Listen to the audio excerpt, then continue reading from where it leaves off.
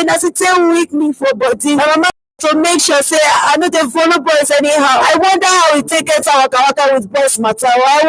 Circumcision don't cost me plenty of palava, and I don't go even wish my enemy pikin to suffer with I don't suffer. My country people, circumcision no good at all. You know, if you stop girl to the follow man there, you know, if find pikin born. In short, inside the over 20 million Nigerian girls and women we don't suffer circumcision, and many of them they also suffer health palava, plus including pain when they want menstruate, peace, born, or even when time reach to enjoy themselves with their man for other room, whether na local place or for inside hospital. Circumcision be very bad and dangerous. You no get anything good wey they do for body. Make we join us stop circumcision today. Now this health initiative through Stop Cut project wey dey funded by United Nations Trust Fund to end violence against women bring una this message.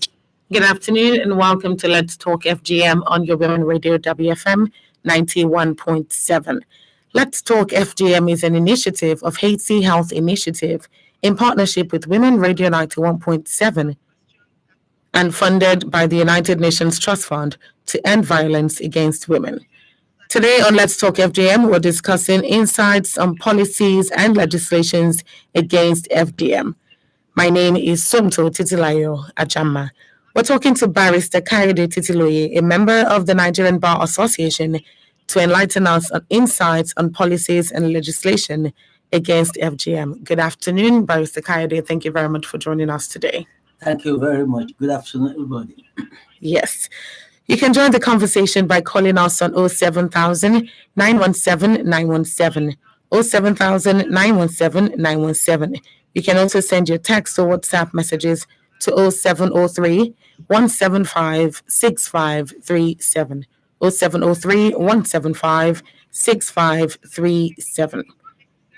The development and enforcement of legislation intended to bring an end to the harmful practices of FGM are accepted and even upheld within societies, but still somehow poses a set of specific challenges. So, when accompanied by human rights education programs to foster a consensus on the abandonment of the practice, it's important that a legislative approach be used to promote the abandonment of FGM. So, let's go straight into the popularity of FGM in today's society and whether or not there are any rules against it. Well, thank you very much. Female genital mutilation was popular for the wrong reasons since ancestral times. There was a time when it was even considered a rite of passage, a custom to be celebrated.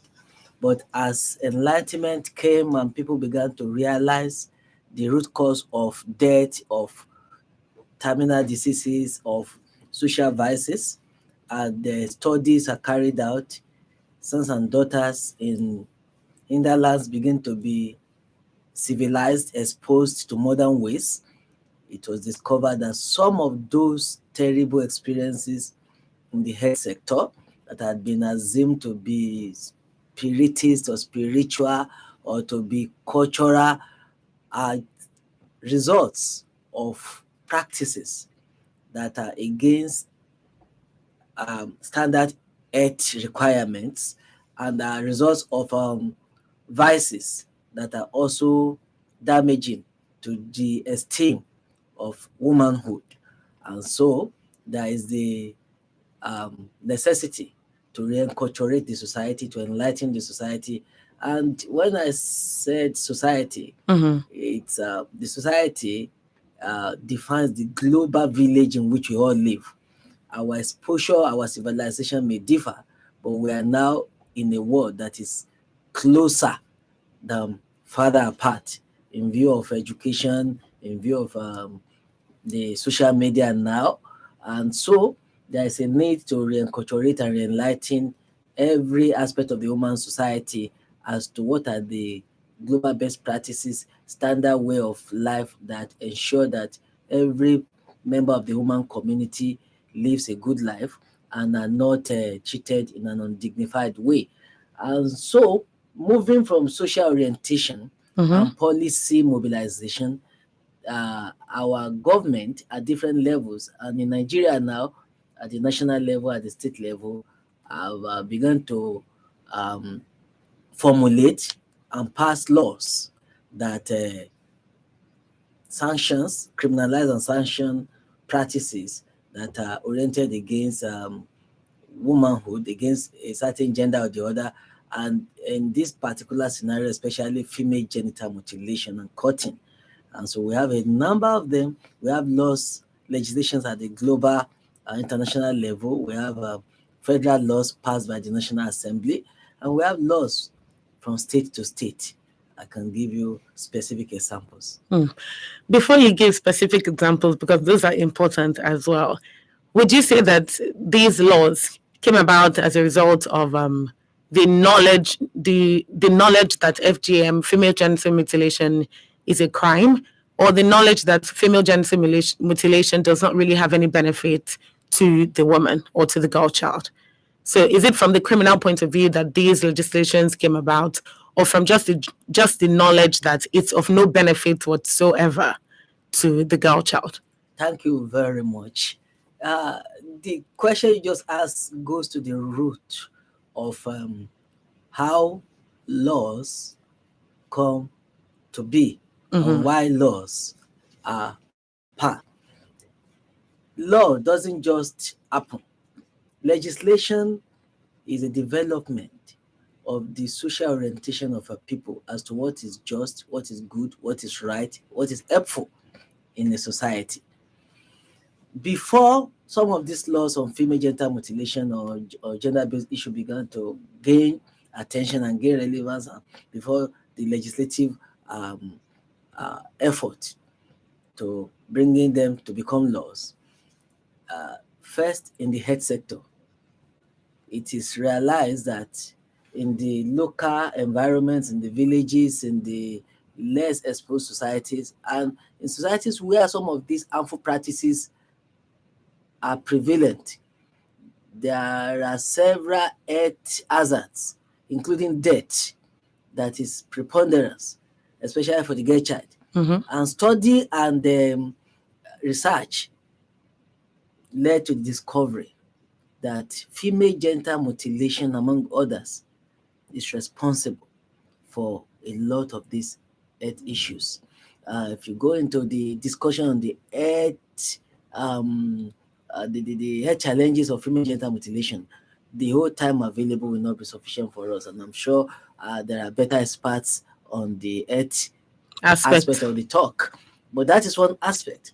The other aspect is the self-esteem of the girl child and the woman in the human society.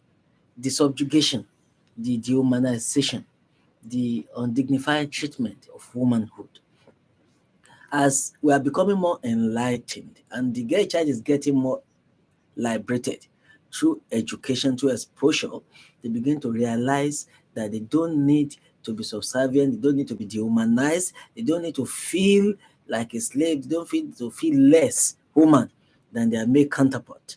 And some of the practices that subjugate them are encapsulated in such chauvinistic behavior.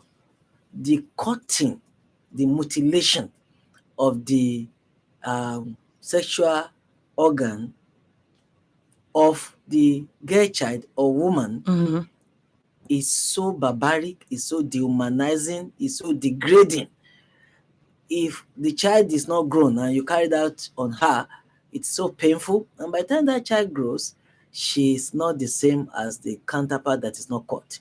And if it's done when the female person is a woman already, it's an agony. And it appears to be an instrument of subjugation. In essence, a study on this globally leads to the assessment of the practice on the human rights scale. And so the global human rights legislation and law considers all kinds of assault, all kinds of discrimination, all kinds of degrading practices on any gender as against human rights. Actually, it is discriminative. It's discrimination against womanhood. It's a treatment that is meted out to women and that denies them some privileges and some rights. As a young woman, married woman, that the society justifies, in fact, not only justifies, the society requires, even in our customary society, when a young lady, for example, is getting married in the olden days, part of the ceremony is for the family of the lady to wait on the bridal night to have the confirmation that their daughter is presented pure to the groom, a virgin, and she became like an heroine at that night. Everybody celebrates her. But after that, you discover that that girl, she has been circumcised or her genitals have been mutilated. Sex is unfulfilling for the lady, is unfulfilling for the husband. The husband sooner than later rejects her and go after another lady. And the lady feels, oh, she does not measure up. She cannot be sexually satisfying to her husband. She probably wants to test herself outside to see whether the problem is from her. So she becomes like a toy, a puppet in the hand of the man of men. And you see, it's very dehumanizing and subjugative. The point I'm trying to make here is that, socially speaking, it is discriminative against women. It's a discrimination, and it's against international human rights laws. It's against the fundamental human rights provision of our constitution in the Federal Republic of Nigeria. So it's not only criminalized. You see, in law, we have criminal laws. Yes. And we have other laws. The human rights law, female genital mutilation is against the fundamental rights of women, because, as I will show you in the Constitution, it is discrimination is prohibited. It's an abuse of human rights. And they are undignified treatment, dehumanization, to treat somebody without or below what is considered as dignity of human person, is also against human rights, not only in Nigeria but globally, both child and women. And so it's a vice in society, and it's unlawful. And we have abundant criminal law provision to back that up. So, if I'm getting correctly, you're saying that the law, these legislations now, are born out of the social reorientation of people as regards the non-beneficial implications of female genital mutilation. It's not and just as a result, beneficial, it is destructive. Yes, it is destructive, dehumanizing. Thank you very much. I'm glad you said that, because sometimes people understand it as just criminal activity. Like, okay, they've said it's a crime, so let's stop, just because they've said it's a crime. So I needed to understand if it's just because it's a crime, or because people have come to realize that there's no benefit whatsoever. As you've said, it's dehumanizing. It doesn't favor the person. It has a lot of health implications, psychological implications. So basically, there are more disadvantages rather than advantages in general. So you can't be comparative when you talk about benefit of a bad thing. I'll give you an example. Stealing has its benefit to the thief if he gets away with it, isn't it? He gets money to use for whatever bad or good purposes, but it is evil, it is criminal, and it is unjust. It is a social vice. So we cannot put it on a scale of the disadvantage being more than the benefit. There is no social benefit to the humanization of anybody. Okay, pardon my phrasing then. So that's where I was going. That it's born out of a social reorientation of the understanding that there's no benefit to the girl child when it comes to when female genital mutilation is done or inflicted on them. So people should understand it as not just a criminal offense, but also the fact that there's no benefit to this person. So this is something that should be completely eliminated. And that is why that law or these laws have come about. So you were going to tell me about some of these laws that apply to female genital mutilation today. Thank you very much. Since we have gotten into it, there are some of these laws that are criminal laws. We talked about the other aspect that are human rights laws. Yes. They are international laws. Then we have a new regime of laws now in Nigeria that is addressing domestic violence and it can be criminal and it can be socially addressed by law. Because you discover that one of the reasons why you don't find the perpetrators of these vices to sanction by criminal regime is that it is actually perpetrated often within the family cycle. You discover that it is the father, the mother, the grandparents, the uncle and aunties, or neighbors who are either subjecting the victim, or who are inducing the victim, or who are forcing the victim to be caught.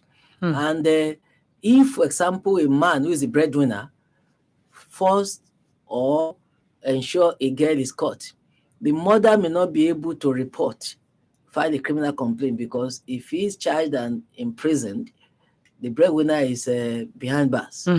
They will go hungry. So because of the need to ensure that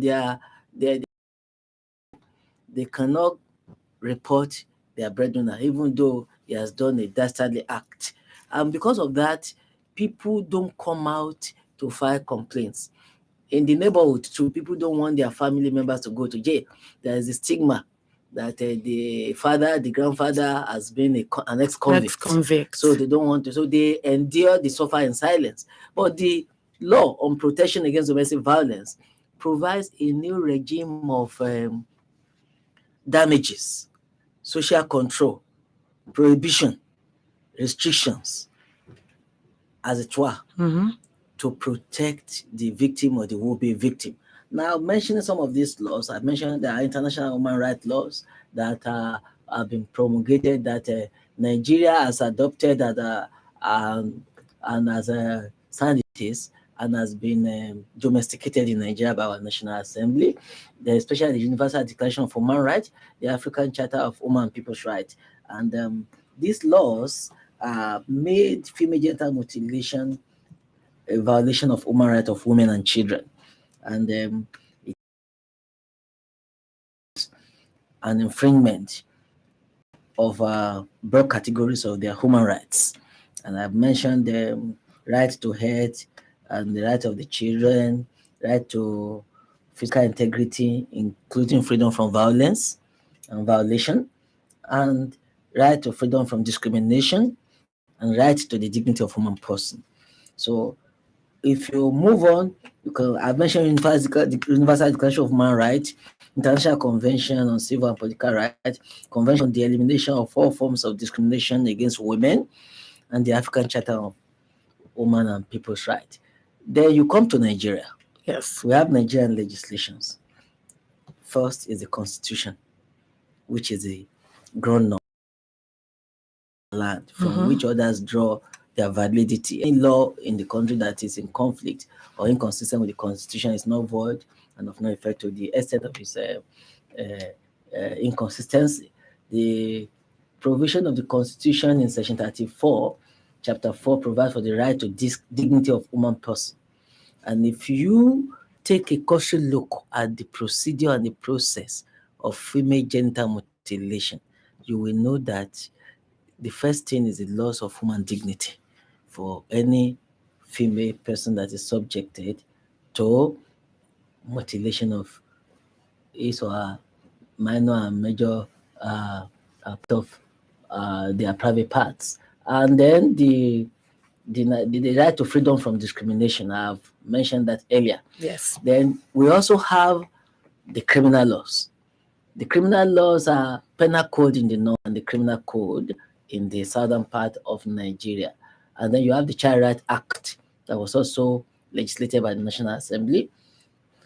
Then you have the Violence Against Persons Act 2015.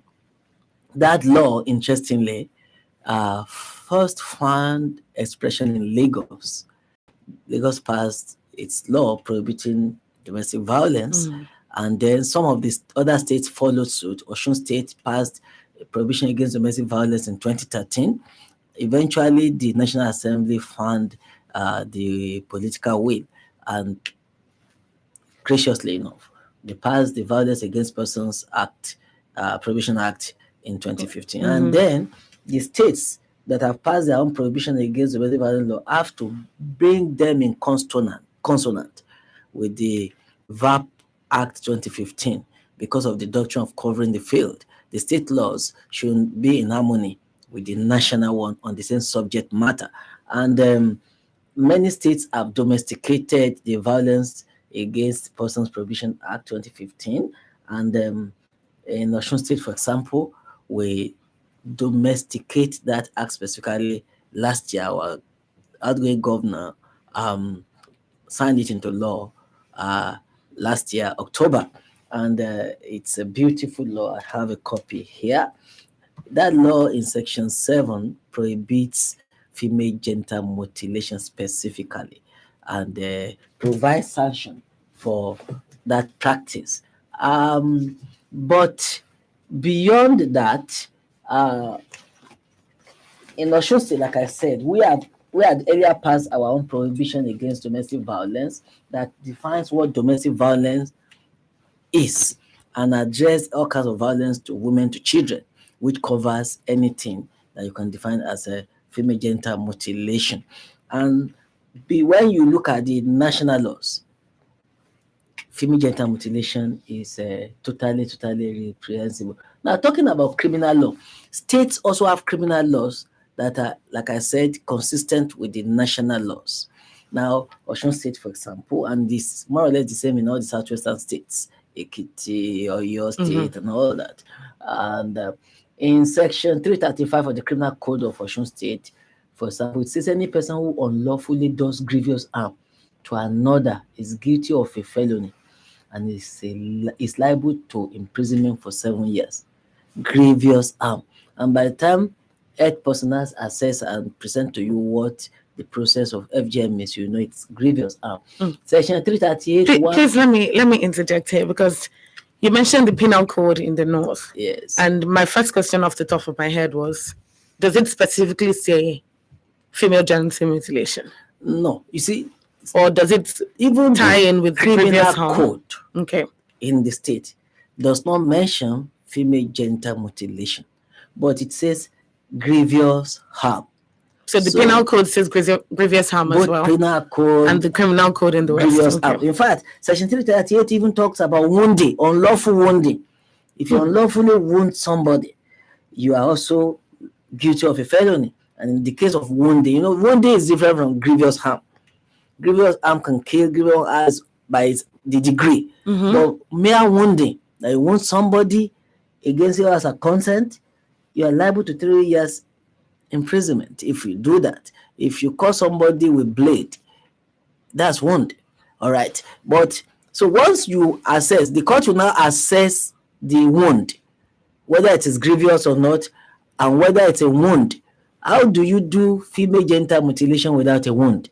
All right. Very important question. Let me round up on coming to state laws now, leaving the criminal code. In Osun State, for example, Osun State passed a specific law. There are laws that we call general laws, and there are laws that are specific laws.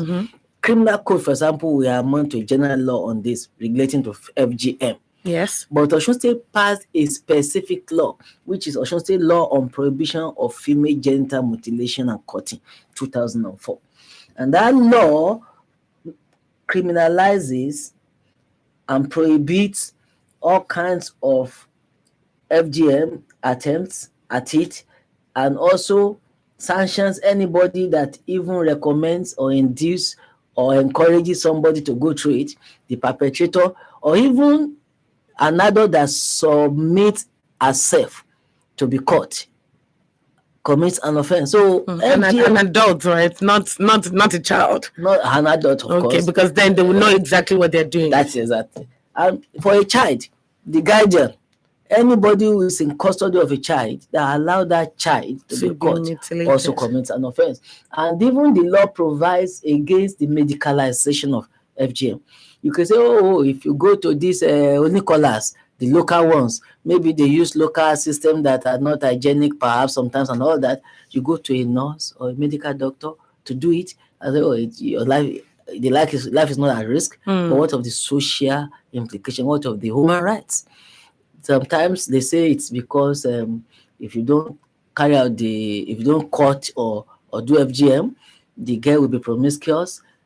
By that, they mean that she will enjoy sex a lot, and they will feel that, oh, she start pursuing, she becomes sexually active before time. It is not lack of cutting that makes a girl child to become sexually active before marriage. It is failed parenthood and the failure of the community and the society. If a child is well brought up with self-esteem, a girl child with self-esteem and boy with child sense of purpose, that girl child will not see herself as a bargain for attention or for any goodwill from a boy, and she will keep herself till she is ready to bear the consequences of sex. And in such cases, you find out that such girls, either with or without religious orientation, keep themselves until they marry. But because of the olden days lack of exposure, they assume that, oh, if you don't cut them, they'll be sexually excited and they will be promiscuous. What about the boys? The boys can go about sowing the white oats, they are free, but the girls, the point you are making is that scientific study, because that is not even empirical, shows that actually what you need is proper upbringing to keep anybody from social vices and morally reprehensible behavior and not injurious practices like FGM. So the Osun State laws is specific that even medical doctors and nurses, health practitioners cannot carry out FGM except where the life of the girl child or the woman is at risk. In which case, to do it, that medical doctor will get a certificate that there is no option. The only way we can save the life of this girl or woman is to remove this part of her genitals. And a certificate in this case does not mean you have to go and print a certificate or go to an institution. Such medical personnel will write a report that is certified by his or her superior officer. The superior medical person will confirm that I have read the report of my subordinate, I have checked, I have confirmed that to save the life of this female person, you need to carry out, you need to remove this part of the genitals. That is the only exception for medical personnel. So medicalization of FGM is also prohibited specifically in Osun State. Thank you very much, Barrister Kayode. And of course, the Child Right Law. Yes, we're coming to the details of all of that. This is a full conversation, and I'm glad that you're breaking things down in a way that I can understand, in a way that our listener can understand as well. Because people just think that, oh, FGM is wrong and it's a crime. But they don't understand the details of why it's a crime. They don't understand the fact that, minus the fact that it's a criminal offense, it's also a human rights offense as well. It's a human rights abuse. Abuse, I like that term. It's a human rights abuse. So I'm really glad that we're having this conversation and that you're here to do more justice to that subject. This is still Women Radio 91.7, and this is Happers 2 on Let's Talk FGM today. Mama Dora, bring Dora, come on. Papa Dada, don't come circumcise her. You want circumcise your pikin? This generation where everybody don't know say circumcision no good at all. Now you want destroy your pikin life, Papa Dora. You don't know say person wey pay somebody to do circumcision, and person wey do the circumcision, now all of them go prison wey fit reach like 4 years, and dem fit still even pay 200,000. If you give person ordinary advice, say make dem do circumcision, you go fit go prison for like 2 years and still pay like 100,000 fine money. In short, when my family dey put this law enforcement agents to go arrest you, wetin dey do no good. You no circumcise Dora again, eh? Papa Dada, carry your yamayama knife comot my house. Only self go report you. Circumcision no good at all o, as e dey cause plenty health palava for girls body. My people, if you hear or see person wey wan circumcise any girl, sharply go to law enforcement person near you, or make you call 0812 467 0069. Female circumcision no good, make we join hands stop am. Na AC Health Initiative through im Stop Cut project wey dey funded by United Nations Trust Fund to End Violence Against Women bring una this message. Hello, ladies and gentlemen, boys and girls, it's your girl again, Shego. You are listening to WFM 91.7. Yeah. Keep your ear to me. Whoa, whoa, whoa, whoa. Yes, this is still Let's Talk FGM on your Women Radio WFM 91.7. And in case you're just tuning in, you are welcome. Yes, today we're discussing legislations against female genital mutilation. It's a very important subject. Specifically, we're discussing insights on policies and legislation against FGM. This is Let's Talk FGM, and Let's Talk FGM is an initiative of Haiti Health Initiative in partnership with Women Radio 91.7 and funded by the United Nations Trust Fund to end violence against women. Insights on policies and legislations against FGM is what we're talking about today. And we're talking to Barrister Kayode Titiloye, a member of the Nigerian Bar Association, to enlighten us on this. If you have any questions or you have any contributions, please go ahead to call the number 07000 917 917.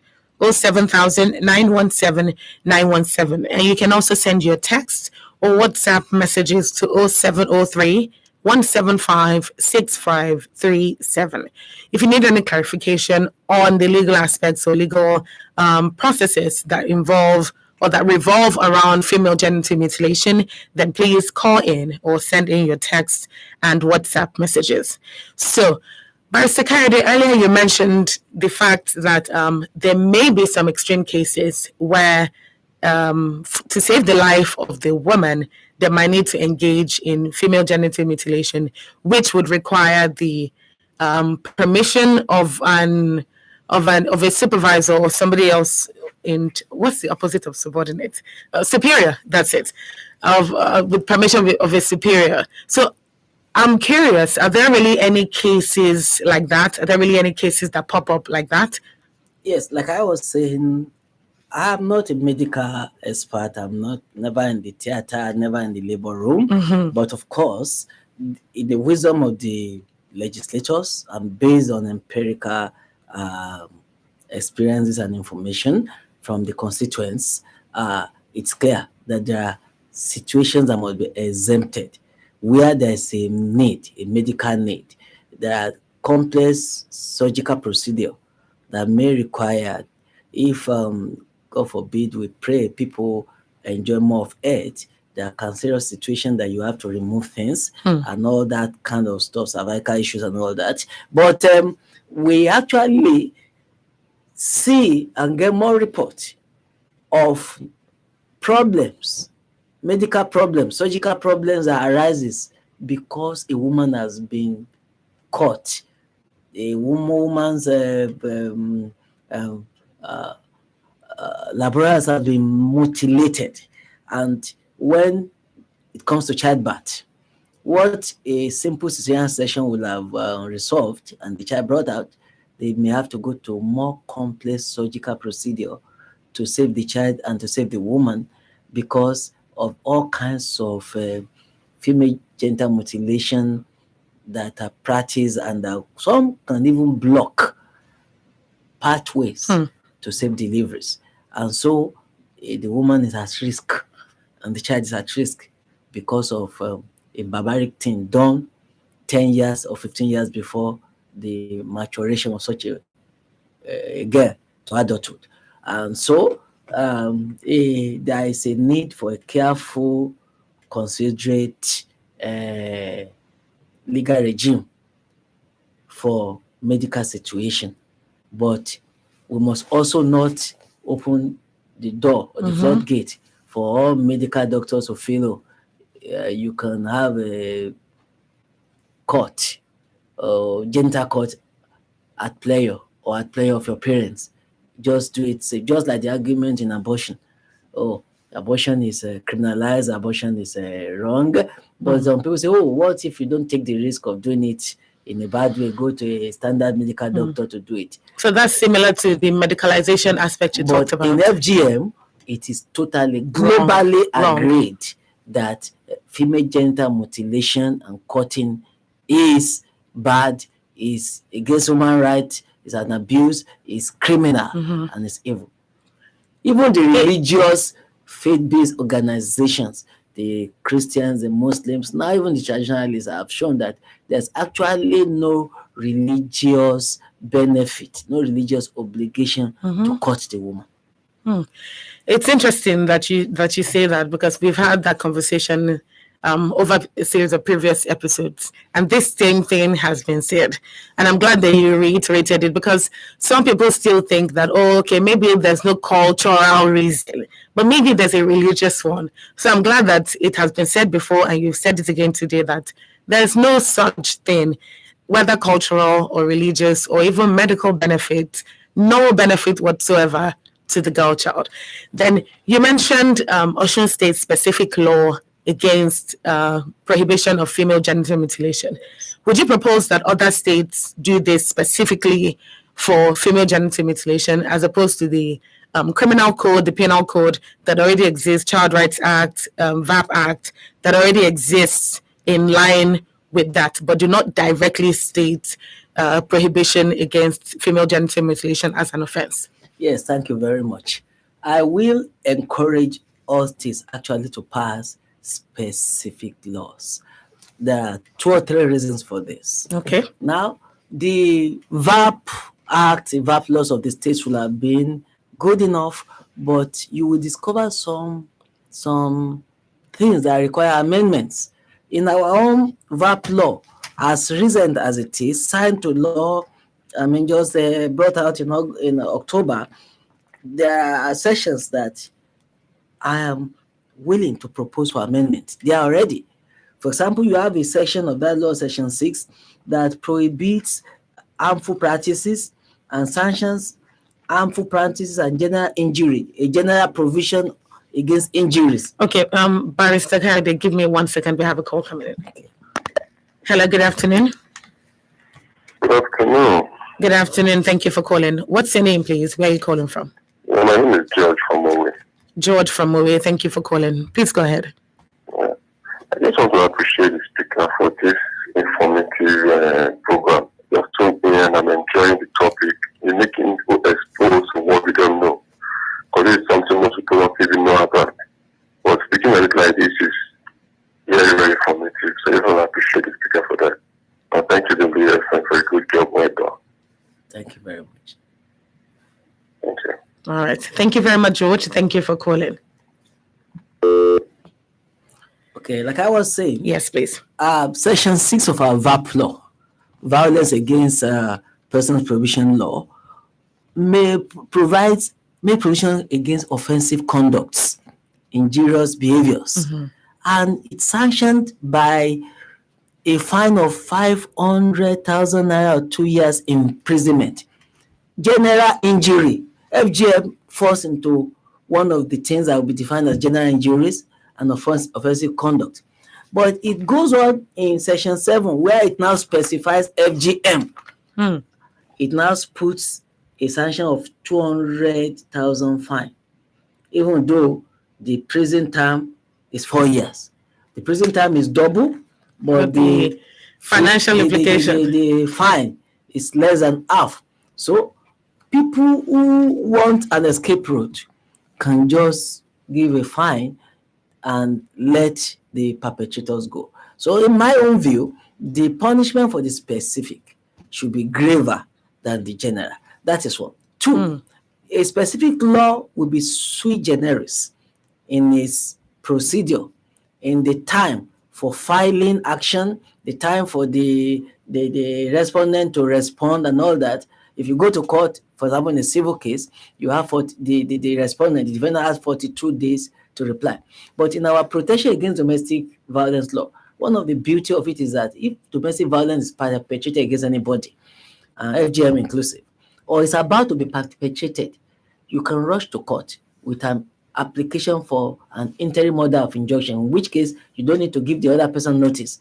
And they will bring you before a judge within 3 days, not 42 days. And within 3 days, they can arrest the situation, where they can prevent the damage being done.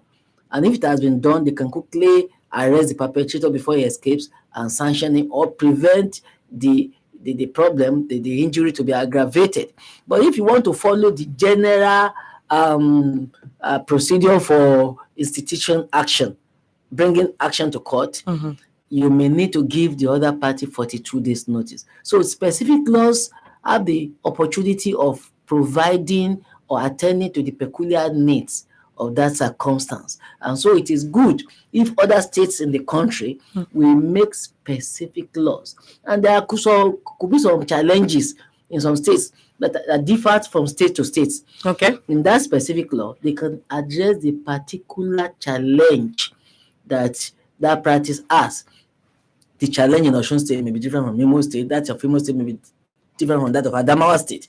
The specific law prohibiting FGM in each state will address such peculiar local challenges. So it's very good and important. For example, in our state now, there are areas of even our law that I am proposing for amendments because of the need, because it will help us to be able to be more effective in preventing the practice. Thank you very much for that. Thank you very much for that. Are there any limitations to these legal processes when it comes to cases relating to FGM? Yes. Interestingly, I just mentioned that I am already having examples of sections of our law that needed to be amended to be able to make the law more effective. Yes. Because the law is only useful in its application and when it prevents the social vices or sanctions the perpetrator as a deterrent to others who want to do the same. But if you have a law, no matter how good it is, and it does not succeed in catching and sanctioning the perpetrators, it does not succeed in remedying and redeeming the victims, then that law is probably not better than the not having too much value than the papers upon which it's printed. In most of the states, you will discover that where they have few cases that they have already prosecuted, Yes. they are rare and far between. In some of the states, the local community leaders, our traditional elders, when they discover, they will arrange and they apply local sanctions. Go and bring 2 kegs of oil, 1 keg of palm wine as a sanction against the perpetrator, and they don't do it again and let him go. The victim will still suffer. They will be ready, so they could as well go and prepare 2 kegs of palm oil and a keg of palm wine before they carry out the dastardly act, knowing that that is a penalty. The penalty, yes. You see, it's hardly having a serious social stigma and all that. For me, part of the amendment that we need, for example, is to provide for compulsory reportage by stakeholders that are in position to know. If you are a member of family, if you're a parent, if you are a social worker, if you're an health worker, and your profession put you in a position to know if somebody has been caught, a section needs to be provided in our law to make it a statutory duty, a legal duty for medical doctors, for nurses, for midwives, and for social workers, and for community leaders to report to the police or to the Ministry of Health or the Ministry of Justice that we have found an instance of female genital mutilation, and it will be investigated, and then the right law will be applied not only to sanction but to prevent the perpetuity of such acts. Please, we have another call coming in. Hello, good afternoon. Hello, good afternoon. Are you there? Okay. Please call back if you can. I think this last point you just made ties in directly with what you said earlier on when you said some of the things that restrict people from reporting is when, for instance, the person who's perpetrating the action or the person who knows about it is, for instance, the breadwinner, and then you're thinking, oh, if I report my husband or if I report this woman who is her child that we're mutilating at this time, then this person goes to jail, and then that social stigma of, oh, your husband is an ex-convict or your wife is an ex-convict. So this ties in directly with that, because if they can do the reporting, then medical personnel, people who know about it, can do that and still get justice for the people who have been mutilated. That's a very interesting point. We can also, as amendment to the laws. Please, another call. Yeah. Hello, good afternoon. Hello, Ekason, good afternoon. Thank you for calling. Ekason. Mo ń gbọ́ program yìí wọ́n á ní kí n béèrè pé nírú nísìnyí wọ́n á gbé ọmọ mi kékeré lọ sọ́dọ̀ ìyá àgbà. Wọ́n wá lọ dábẹ́ fún. Pé tó bá gbé ọmọ yẹn padà wá sí ọ̀dọ̀ mi, ṣé mo lè lọ sí ọ̀dọ̀ police station lọ sọ fún wọn? Torí ó ti ṣẹlẹ̀ rí lójú mi pé wọn ò ṣe kankan fún ìyá àgbà yẹn. Ẹ ṣeun. Ṣé kí n dáhùn ní Yorùbá? Ẹ lè dáhùn Yorùbá. Ẹ ṣe. Ìyàtọ̀ fún pé ìyá àgbà kì í sọ méke. Ìyá àgbà ti tàpá sófin. Òfin ọ̀daràn wà. Àwọn òfin míì sì tún wà pẹ̀lú tí yóò ran ọmọ yẹn lọ́wọ́. Tí ó ṣe pé tí ò bá tiẹ̀ mú kí ìyá àgbà lẹ́wọ̀n, gbogbo àdúgbò ni ó mọ̀ pé ìyá àgbà akọwọ́ rẹ̀ bọ ṣúṣú tí ò fi ní dẹ́rù ẹ̀ wò mọ́. Táwọn aládùúgbò mi ò sì fi ní dẹ́rù ẹ̀ wò mọ́. Ẹni yẹn lè lọ sí àgọ́ ọlọ́pàá. Ṣùgbọ́n nítorí pé tó bá ń bẹ̀rù pé kẹ́ bí mọ́ dàrú kó mọ́ lóun fọlọ́pàá mú ìyá ọkọ àbí aráàlú, àwọn iléeṣẹ́ ìjọba wà tí wọ́n ti gbé kalẹ̀. Nínú Èkó nísìn ní Sùúrùlérè ibì kan wà tó ń pè ní Office of Public Defender and Citizens Rights. Iléeṣẹ́ yẹn ọ̀fẹ́ ni wọ́n á fún yín láwọn ará amòfin ìjọba tí ó bá yín ṣèwádìí tí wọ́n sì lọ gbé ìyá àgbà àti gbogbo àwọn tó bá tọ́jú ìyá àgbà pé bóò lẹ ṣe kínní oníkọlà wo ló kọ́ àbí ìyá àgbà fúnra rẹ̀ ló kọ́, àwọn wo ni wọ́n mọ̀ ń pa rẹ̀, kódà ó lè dórí ọba àti ìjòyè tó yẹ pé gbogbo ìlú ó mọ̀ pé láéláé wọn gbọ́dọ̀ dárú ẹ̀wò mọ́. Tá a bá sì rí ìkà èèyàn tó ṣe pé fìsìkà ní ó lè lẹ̀ wọ́n torí ẹ̀, ṣùgbọ́n irú ìyá àgbà yẹn tó bá ṣe pé wọ́n rí pé kò mọ̀ ni, torí nínú ẹ̀sùn ọ̀daràn kò sí pé mi ò mọ̀ pé ó lòdì sófin, ṣùgbọ́n àwọn òfin fàpẹẹrẹ ìdábẹ́ fọ́mọ ó tún jẹ́ ìwà ipá tá à ń pè ní domestic violence. So irú OPD yẹn ó wà lẹ́kọ̀ọ́, ó wà lọ́ṣun, ó wà lógùn state, gbogbo ó wà ní gbogbo ilẹ̀ káàárọ̀ òjíire ló fẹ́ wà. Tí wọ́n bá lọ bẹ̀ ọgbọ́n òfin wà tí wọ́n fi ìtùbí ìnùbí yanjú rẹ̀ tí ẹbí ò ní dàrú, ṣùgbọ́n tí irú rẹ̀ ò ní ṣẹlẹ̀ mọ́ láéláé. Ọmọ yẹn sì ni tí wọ́n fi tètè gbé lọ́bi tí wọ́n ti lọ ṣètọ́jú rẹ̀. Wọ́n ń perú ibẹ̀ ní trauma centers tí wọ́n tètè wò pé abẹ́ tí wọ́n dá fún yìí ṣé kò tí wà infected, báwo ni ó ṣe affect ọjọ́ ọ̀la rẹ̀, kí la lè ṣe tí ìdààmú àti ìjìyà tí yóò jáde ńbẹ̀ lọ́jọ́ ọ̀la òfin ní pọ̀ lórí ọmọ ẹ̀. So ó ṣe pàtàkì kéèyàn gbé ìgbésẹ̀. Okay, so I understand what has been said, but for the benefit of those who don't speak the language, I'll need us to interpret that in English. So to my understanding, she's asking that, okay, so if she takes her child to the village, for instance, to her mother-in-law's place or her mother's place, only to get there and the child returns and the child has been mutilated, can she go report to the police, and would this be taken up as a crime? To which your response was? Thank you very much. You see, this thing is entwined often around the family or the enlarged extended family. Yes, you have a right to report to the police. Even the police have what they call community policing, where they approach the situation in a way that they will locate the perpetrator of crime who needs to be sanctioned and punished with criminal law, and they will locate those who need to be cancelled, and they will nominate damages and remedies that need to be put in place. But now the states, especially the southwestern states, and I'm sure several other states in Nigeria, we have, in fact, in Nigeria now, first in Southwest, we have sex and gender violence committees around the states that will even link up and network. And that's why I mentioned the Lagos Office of Public Defender to you. You have a sexual response team too, and on gender issues. So you can approach such bodies like OPD, Office of Public Defender. They will adopt the system. They will analyze, they will decide whether to pursue criminal prosecution or whether to apply laws on domestic violence. And should somebody go to jail if they are prosecuted, or should other sanctions be applied, or should social counseling and community awareness be done? Then the victim, what needed to be done? There are trauma centers. Is there a need for health care? Can the parents afford it? If they can't, can the government take it up to ensure that the victim does not suffer beyond necessary, and that there's a little bit of a remedy so that the hardship and the effect can be mitigated. So certainly the worst, the evil, is to take no action or to keep quiet and not to seek help.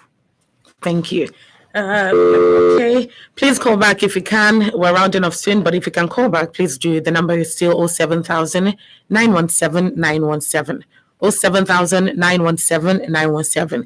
You can also send your text or WhatsApp messages to 0703 175 6537. Hello, good afternoon. Good afternoon. Can you please turn down the volume of your radio? Please turn down the volume of your radio. Yes, thank you very much. Please, what's your name and where are you calling from? My name is Opeyemi. I'm calling from Maguro. Okay, you're calling from where? I said I'm calling from Maguro. From Maguro. Okay, go ahead. Very quickly, Opeyemi. Yes, please, I want to ask a question. And the question is this. For those that have been circumcised already, Okay. before the awareness of those teenage genital mutilation. So my question is there any side effects on them? What happens to any small kids at the age of like 5, 6, 7 years that have been circumcised already? So is there any side effects on them? Yeah, just an explanation on it. All right. Thank you very much, Opeyemi. Thank you for calling. Okay, so I would like for you to answer that in as much as in a good summary for the sake of time. We have talked about this in previous episodes, but just so that Opeyemi can get a healthy idea of what we're talking about when it comes to side effects of FGM. We call those who have been circumcised, but fortunately they didn't die. We call them survivors. Yes. Okay. I don't want us to call you a victim. You are survivors, and you are fortunate. What you need to do is to first of all go through psychological social counseling and make sure you have an emotional balance. Secondly, if you can make health checks to make sure that it will not lead to other health issues later in life, and if there are corrective measures that need to be done to prevent more grievous problems. Once they confirm that, okay, you are okay, it won't lead to childbirth problem, it won't lead to some other health issues.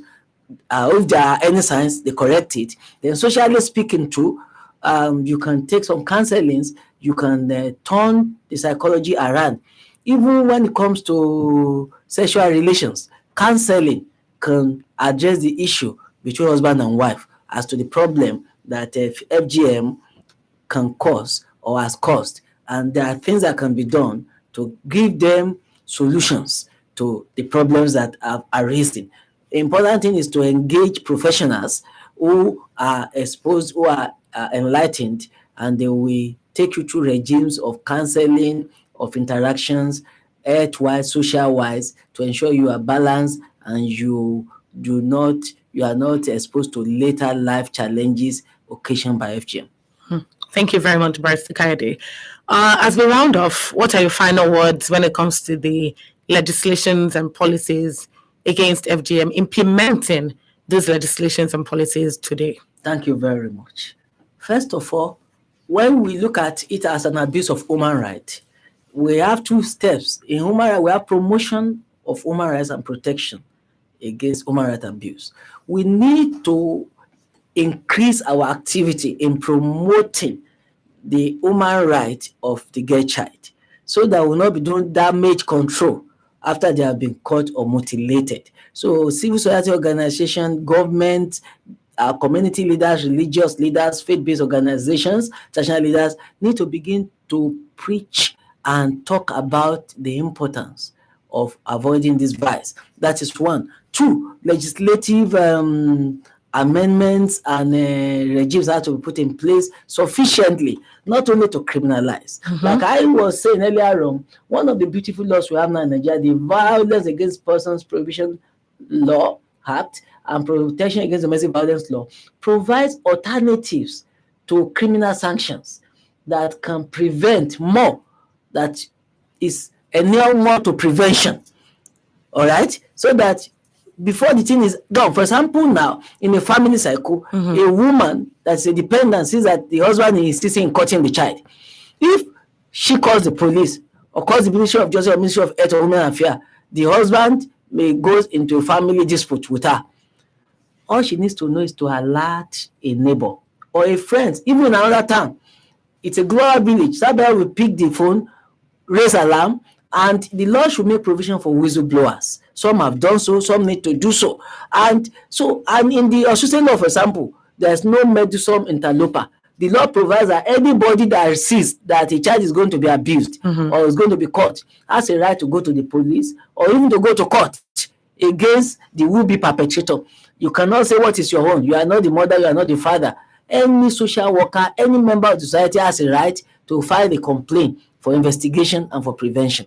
Thank you very much. Prevention is better than cure. Absolutely. I'm with you on that completely. Thank you very much, Barrister Kayode Titiloye, for joining us today on Let's Talk FGM. It's a pleasure. You're welcome. Absolutely. Always. And thank you very much to you as well for calling in, for contributing, and of course for tuning in. Join us Wednesdays 2 p.m. on Women Radio 91.7 as we talk FGM and condemn the practice. Let us join hands together to stop female genital mutilation and to report such cases of female genital mutilation. Please call the number 0812 467 0069. 0812 467 0069. Also get more information on stopcut.hacy.org. Stopcut.hacy.org. Thank you very much to the producer Adenike Kodri and of course engineers on duty. My name is Sumto Titilayo Ajama. Good afternoon. Àṣàkẹ́ yé sunkún olè rán pẹ́ ṣe bí ìyá àgbà onígi ló fẹ́ dábẹ́ fún wọn. Èmi ò fẹ́ dábẹ́ fún ọmọ mi. Màmá àdúgbò ẹgbà wọ́n wọ́n fẹ́ dábẹ́ fún ọmọ ẹgbà wọ́n. Àwọn ọmọ fẹ́yẹ̀ ló fẹ́ dábẹ́ fáṣàkẹ́ ìyá àgbà onígi gan ni wọ́n dábẹ́ fún. Ṣé bí ìjọba ti ní ohun tó léwu ni? Èwo sí ní láti máa dábẹ́ fún ọmọbìnrin. Ṣé bí nǹkan tí wọ́n fi rí bàbá bọ́lá lọ sí ẹ̀wọ̀n ọdún mẹ́rin nígbà ọ̀nà